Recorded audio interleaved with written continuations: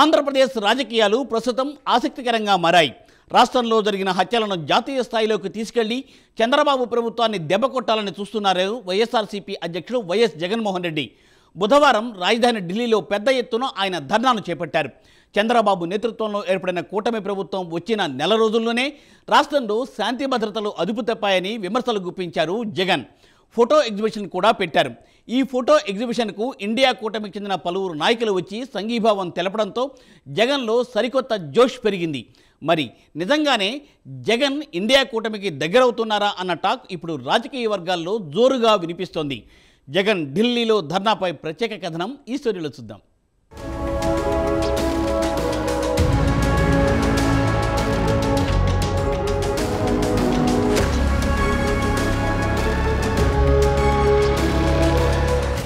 ఆంధ్రప్రదేశ్ రాజకీయాలు ప్రస్తుతం talk of the town గా మారాయి. ప్రస్తుతం మోదీ ప్రభుత్వం కేంద్ర బడ్జెట్తో బిజీగా ఉంది. అదే సమయంలో ఆంధ్రప్రదేశ్లో శాసనసభ సమావేశాలు జరుగుతున్నాయి. తెలంగాణలో బడ్జెట్ సమావేశాలు జరుగుతున్నాయి. అయితే ప్రస్తుతం అందరి దృష్టిని ఆకర్షిస్తోంది మాత్రం వైసీపీ చీఫ్ జగన్మోహన్ రెడ్డి అని చెప్పుకోవచ్చు. రాష్ట్రంలో టీడీపీ, జనసేన, బీజేపీ కూటమి అధికారంలోకి వచ్చిన తర్వాత నుంచి జగన్మోహన్ రెడ్డి పూర్తి అసహనంతో ఊగిపోతున్నారు. కనీసం ప్రతిపక్ష హోదా కూడా రాకపోవడంతో ఆయన దిక్కుతోచని పరిస్థితిలో కొట్టుమిట్టాడుతున్నారు. చంద్రబాబు ప్రభుత్వంలో ఏ చిన్న తప్పు జరిగినా దాన్ని తనకు అనుకూలంగా మార్చుకోవడానికి ప్రయత్నం చేస్తున్నారు.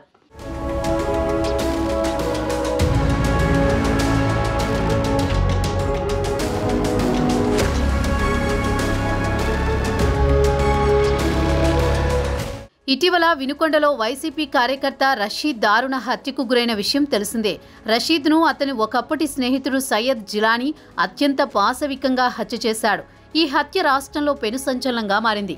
ఈ హత్య జగన్కు రాజకీయంగా బాగా కలిసొచ్చిందని చెప్పుకోవచ్చు. వెంటనే ఒక్క క్షణం కూడా ఆలస్యం చేయకుండా జగన్ తన మంది మార్బలంతో కలిసి రషీద్ ఇంటికి వెళ్లి పరామర్శించి వచ్చారు. రాష్ట్రంలో శాంతి భద్రతలు పూర్తిగా అదుపు తప్పాయని, చంద్రబాబు అధికారంలోకి వచ్చిన ఒక నెల రోజుల్లో వైసీపీకి చెందిన 26 మంది కార్యకర్తలు హత్యకు గురయ్యారని విమర్శించారు. తమ కార్యకర్తల ప్రాణాలకు, ఆస్తులకు భద్రత లేకుండా పోయిందని రాష్ట్రపతికి ప్రధాని లేఖలు రాశారు. రాష్ట్రంలో వెంటనే రాష్ట్రపతి పాలన విధించాలని డిమాండ్ చేశారు.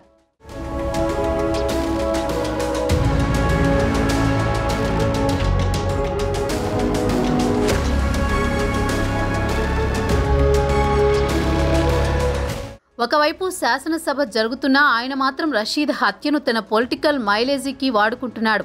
ఆ టెంపో తగ్గకుండా సీన్ను ఢిల్లీకి తీసుకువెళ్లి జాతీయ స్థాయిలో ఈ హత్యను సెన్సేషన్ చేయాలని నిర్ణయించారు.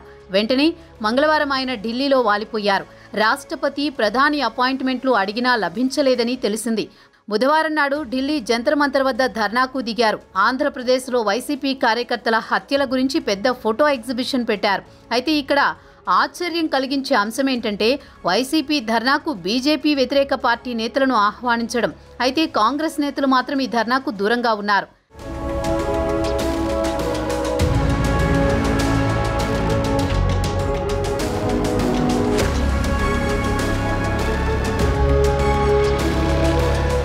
ఇక జగన్ తన ధర్నాలో పాల్గొనాల్సిందిగా ఇండియా కూటమిలోని భాగస్వామ్య పార్టీలను ఆహ్వానించారు. దీంతో సమాజ్వాదీ పార్టీ చీఫ్ అఖిలేష్ యాదవ్ వచ్చారు. అయితే ఇక్కడ గమనించాల్సింది, కూటమికి చెందిన ముఖ్య నేతల్లో అఖిలేష్ తప్పించి మిగిలిన వారు చోటామోటా నాయకులే. శివసేన నుంచి ఉద్ధవ్ ఠాక్రే వర్గానికి చెందిన ఎంపీలు ప్రియాంక చతుర్వేది, సంజయ్ రౌత్, టీఎంసీ నేత నదీముల్ హక్, వీసీకే పార్టీ తమిళనాడు అధ్యక్షుడు తిరుమావలనస్, ఆమ్ ఆద్మీ పార్టీ నేత రాజేంద్రపాల్ గౌతమ్, అన్నాడీఎంకే ఎంపీ చంద్రశేఖర్, డీకేఎంకే ఎంపీ తంబిదురైలు హాజరయ్యారు. వీరితో పాటు జేఎంఎం, ఐయుఎంఎల్ కూడా జగన్కు మద్దతు పలికాయి.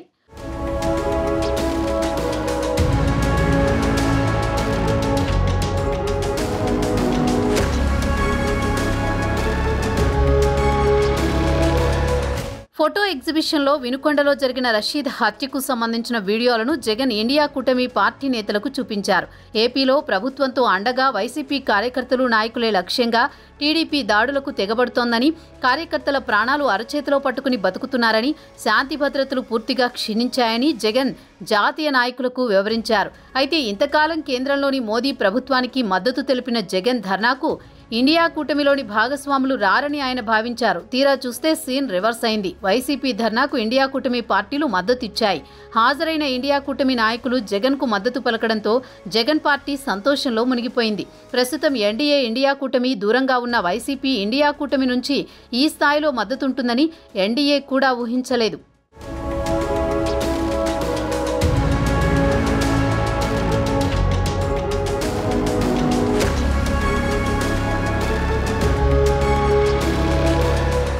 బుధవారం నాడు ఢిల్లీలో చోటు చేసుకున్న పరిణామాలను బేరీజు వేసుకుంటే 2 అంశాలు స్పష్టంగా కనిపిస్తున్నాయి. అందులో ఒకటి, ప్రతిపక్షాలు డిమాండ్ చేస్తున్న లోక్సభ డిప్యూటీ స్పీకర్ పదవికి విపక్షాలకే ఇవ్వాలని వైసీపీ ఎంపీ విజయసాయిరెడ్డి డిమాండ్ చేయడం. రెండోది, ఢిల్లీ ధర్నాతో ఇక నుంచి ఎన్డీఏకు వైసీపీ దూరం జరుగుతోందని మోదీకి గట్టి సంకేతాలిచ్చినట్టు తెలుస్తోంది. కాగా డిప్యూటీ స్పీకర్ పదవిని విపక్షాలకే ఇవ్వాలని వైసీపీ చేసిన డిమాండ్ను దృష్టిలో ఉంచుకుని బుధవారం ఇండియా కూటమిలోని ఇతర పార్టీలు వైసీపీకి మద్దతు ప్రకటించాయన్న టాక్ వినిపిస్తోంది. అయితే ఇండియా కూటమిలో కీలకమైన కాంగ్రెస్ పార్టీ మాత్రం జగన్ ధర్నాకు దూరంగా ఉండడంతో ఎన్డీఏ ఊపిరి పీల్చుకుంది.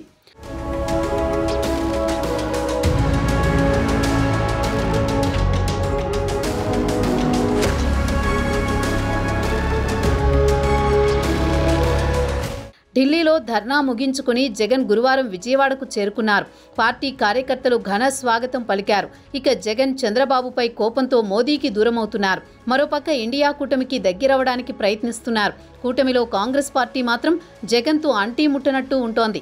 మరోపక్క ఇంతకాలం మోదీకి జగన్ మద్దతు పలికారు. ప్రస్తుతం దూరం జరగడంతో భవిష్యత్తులో జగన్ మోదీ ఆగ్రహానికి గురికాక తప్పదని, ఎందుకంటే ఆయనపై ఇప్పటికే లెక్కలేనన్ని కేసులున్నాయి. ఇప్పటి వరకు కేంద్రంలో బీజేపీకి మద్దతు ప్రకటించడం వల్ల మోదీ షాలు చూసి చూడనట్టు వదిలేసినట్లు చెబుతున్నారు. మరోపక్క చంద్రబాబు జగన్ పాలనలో లిక్కర్లో జరిగిన కుంభకోణంపై విచారణకు ఆదేశించారు.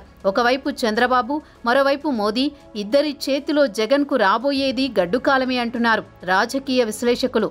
మరి రాబోయే ప్రమాదాలను జగన్ ఎలా ఎదుర్కొంటాడో చూడాలి.